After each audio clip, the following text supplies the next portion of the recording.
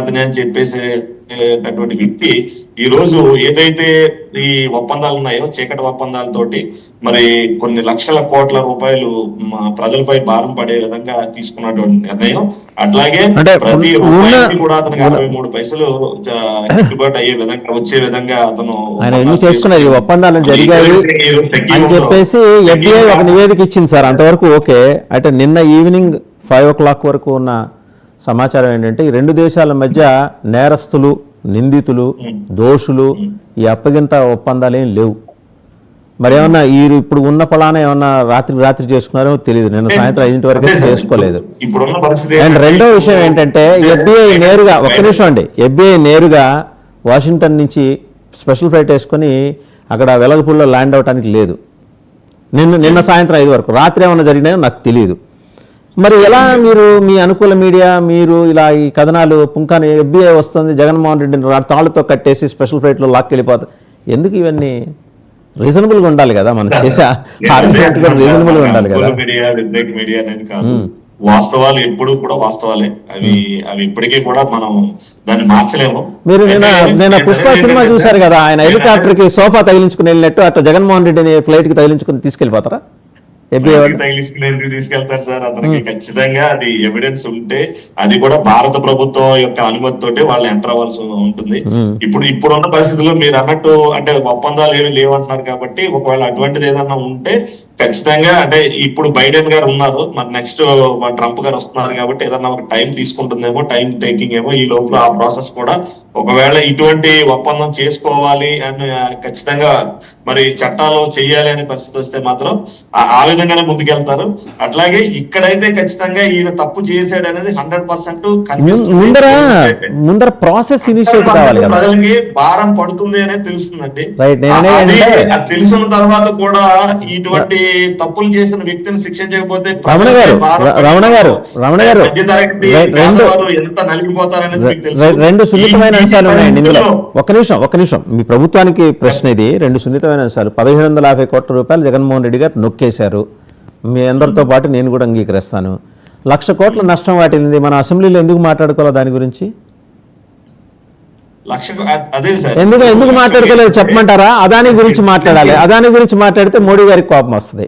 South black దాని గురించి కాదండి, పూర్తి స్థాయిలో మనకి ఆ రోజు రిపోర్ట్ రాలేదండి. అప్పటికి అసెంబ్లీ జరుగుతున్న సమయంలో పూర్తి స్థాయి రిపోర్ట్ అనేది మనకి రాలేదు, ప్రస్తావించడం జరగలేదు. అంటే సంఖ్యలతో పాటు కరెక్ట్ గా మనకి ఎవిడెన్స్ అనేది పూర్తి స్థాయిలో మనం రప్పించుకున్న తర్వాతే అసెంబ్లీలో తర్వాత దీని గురించి చర్చించడం కూడా జరుగుతుంది. ఖచ్చితంగా అక్కడ అదాని గారి నొప్పి తగులుతుంది, లేకపోతే మోడీ గారు ఫీల్ అవుతారనో, లేదు అంటే వేరే విధమైనటువంటి ఆలోచనలతో అతను మస్తాన్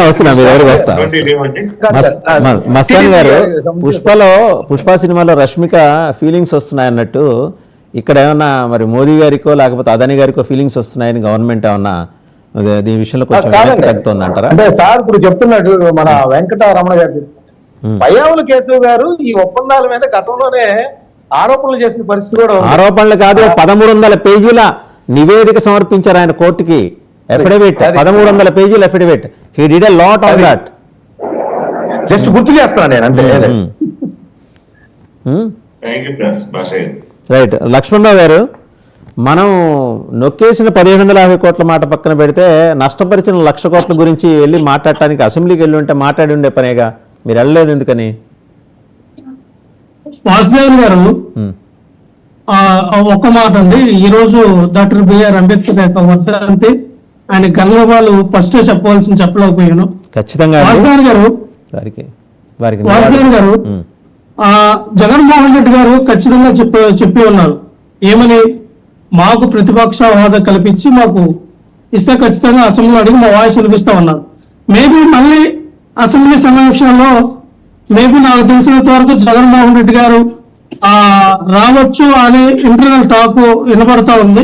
చూద్దాం సార్, ఇది ఎంతవరకు నిజమనేది మనకు తెలియదు, కానీ ఇంటర్నల్ గా పార్టీ వర్గాలు మాట్లాడుకున్న విషయం ఏంటంటే జగన్మోహన్ రెడ్డి గారు వెళ్తారు, వెళ్ళి మాట్లాడతారు, దానిపైన ఖచ్చితంగా అసెంబ్లీ సమావేశంలో పాల్గొనవచ్చు అనే సమాచారం అయితే ఉంది. చూడాలండి. ఏదైనా సరే జగన్మోహన్ రెడ్డి గారు అసెంబ్లీలో అడుగుపెట్టినా పెట్టకపోయినా మరి ఏదైతే అసెంబ్లీ సమావేశంలో వచ్చినటువంటి పాయింట్లన్నింటి కూడా జగన్మోహన్ రెడ్డి గారు తన పార్టీ క్యాంప్ ఆఫీస్ లో ప్రతి దానికి కూడా చాలా చాలా క్లుప్తంగా వివరించడం జరుగుతూ ఉంది. ఎవరి టైంలో ఎంత వచ్చినాయి, ఎవరి టైంలో ఎంత మరి డెవలప్మెంట్ అయింది, హామీలు వచ్చినాయి, నిధులు విడుదల చేసాం అనే విషయాలపైన జగన్మోహన్ రెడ్డి గారు ప్రతి దాన్ని కూడా చాలా క్షుణ్ణంగా మరి క్లుప్తంగా మాట్లాడడం జరుగుతూ ఉంది. వివరణ ఇస్తూ ఉన్నారు. వాళ్ళు ఎక్కువ చేశారా, మేము ఎక్కువ చేసామా, వాళ్ళ ప్రభుత్వంలో అవినీతి జరిగిందా, ఆ అక్రమాలు జరిగినాయో, మా ప్రభుత్వంలోనే ఎంత జరిగి ఏంటనేది ప్రతిదానికి వివరణ ఇవ్వడం జరుగుతుంది. వాళ్ళు దాన్ని ఒకటి చెప్తామండి, ప్రశ్నించేది అనేది వాళ్ళ కిందసారి ఒకే మాట అన్నారు. 2021 నుంచి 23 వరకు కూడా ఇదే టీడీపీ గవర్నమెంట్ అసలు ఆ అసెంబ్లీ మొహమే చూడలేదు. ఎందుకు చూడలేదు? ఎందుకు చంద్రబాబు నాయుడు గారు అడుగు పెట్టలా? ఎందుకు అలా దీంతో ఇది చేయలేదంటే మళ్ళీ అంటారు చంద్రబాబు నాయుడు గారు రాకపోయినా వాళ్ళ ఎమ్మెల్యేలు అడుగు పెట్టారు కదా, లేకపోతే కొంతమంది వచ్చారు కదా అని మాట్లాడతారు. అసలు 21 నుంచి 23 వరకు ఎమ్మెల్యేలు కదా ఎవరు రాలా, టోటల్ బాయ్కాట్ చేశారు. ఎస్, ఒకటే చెప్తున్నాను సార్, ఇక్కడ ప్రజలకి సమాధానం చెప్పుకోవాలి. ఎస్, ఈ రోజున అంటారు ఆ ప్రజలకు సమాధానం చెప్పి దీంట్లో ఎవరైతే 11 నియోజకవర్గాల్లో మమ్మల్ని గెలిపించారో లేదా రాష్ట్ర ప్రజలందరూ కూడా జగన్మోహన్ రెడ్డి మా పార్టీ తరఫున మీ సమాధానం చెప్తాం. మీరు మీ ఎమ్మెల్యేలకి మీ యొక్క ఉన్నటువంటి ఎమ్మెల్సీలకి మీరు టైం ఇవ్వట్లా.